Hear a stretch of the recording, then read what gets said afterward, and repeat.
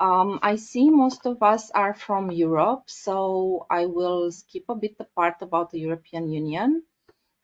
This is particularly interesting for our US manufacturers, but I am going to talk a bit for the ones that will see the webinar online after it's done.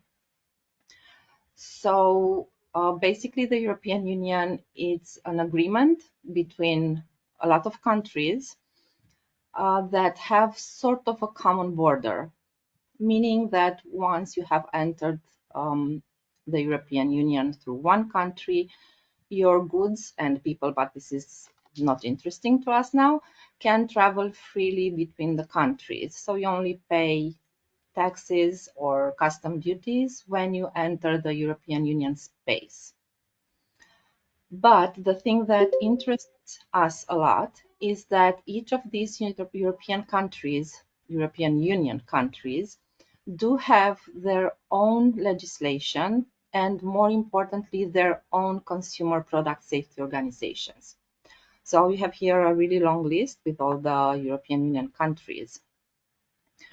So basically, once you have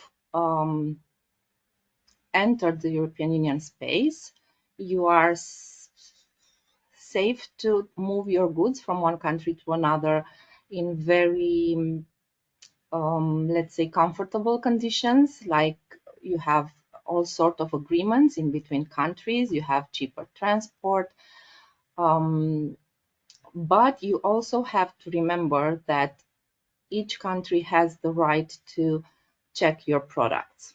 And this is where the European Standardization Committee comes in. So you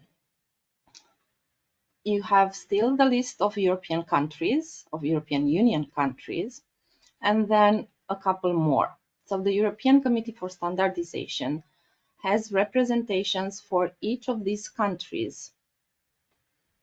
So the European Union plus the extra 6, 7. And once a standard is developed from the European Committee for Standardization, it will be the standard of each of these countries.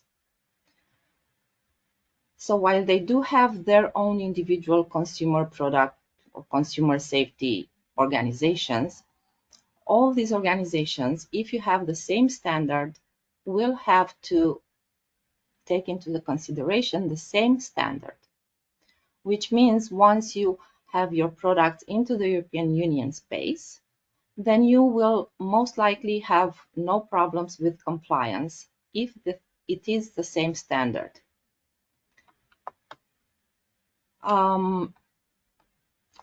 Real quick, I'm gonna jump to this. So until now, we had the purple standards that were meant to serve one particular type of carriers. And this is what most likely you have tested for too. The new standards that are now in the process are going to cover all the carriers that you see on the screen and will not cover the hip belt type carriers, the closes, and the ones that are not designed for full-term babies. Now, the standard usually works like this, and this is why it took us many, many years. So we have a proposal for standardization once you see that products are starting to get into the market and you do not have a standard for them. Then you have the working groups forming, which usually have representatives from all parts of the industry. So you have from manufacturers, from retailers, from educators, anything you can think of, that will start working on this new standard. Now, because the process is so long, at some point, most likely the working group will write a technical report. This is not a standard. This is just something for the manufacturers to have in mind when they are designing a new product that doesn't have a standard. And years after drafting and testing and drafting and testing, the standard goes to questions and comments and can come back to drafting and testing if the questions or comments show some problems with the standard. And then it gets reviewed and voted. Right now, we are at the end of the questions and comments part, and there is no sign that it will be back to drafting.